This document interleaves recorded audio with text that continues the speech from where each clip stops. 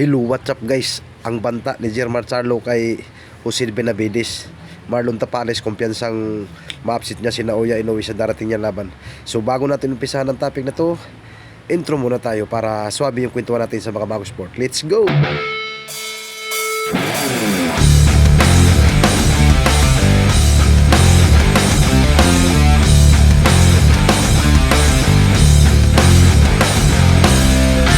So nagharap na nga si Jermar Charlo versus Jose Benavides. Ito ang common event ng laban nila ni Joshua versus Andrade. So kanina nga nagharap na si Jose Benavides at saka si Jermar Charlo sa press conference nila doon sa naganap nilang press conference sa US. Gaganapin yung laban nila ngayon sa darating na November 25.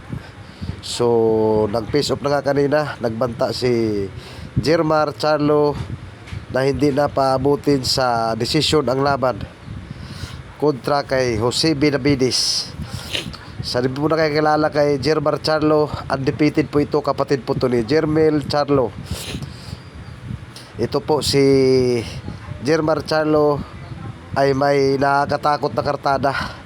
Kaya kanina nag-face off na sila ni Jose Benavides. Makikita natin sa larawan na talagang medyo malaki to si Jermar Charlo. Nagkakampanya to sila sa super middleweight division. Ito po ang pinaglalabanan nila.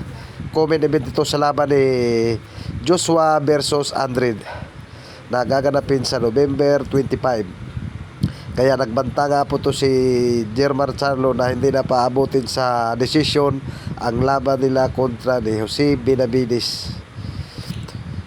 Kambal po to sila ni Jermel Charlo. May kartada po itong si Jermar Charlo na nakakatakot na 32 wins, 0 loss, may 22 knockouts. Kaya nagbanta po ito talaga kay Jose Benavides na hindi na niya paabutin sa desisyon ang laban. Dahil papatulungin daw nila ito sa paparating nilang laban. At si Jose Benavides naman ay may kartadang 28 wins, 2 loss, may 19 ko, may isang tabla.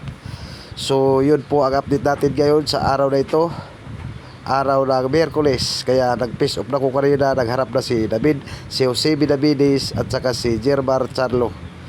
Sa kabilang balita naman tayo mga idol, Marlon Tapales, kumpiyansa na ma-upset niya sa darating na laban nila ni Naoya na Monster Inoue ng Japan sa December 26, 2023 doon sa Ariake Arena sa Japan.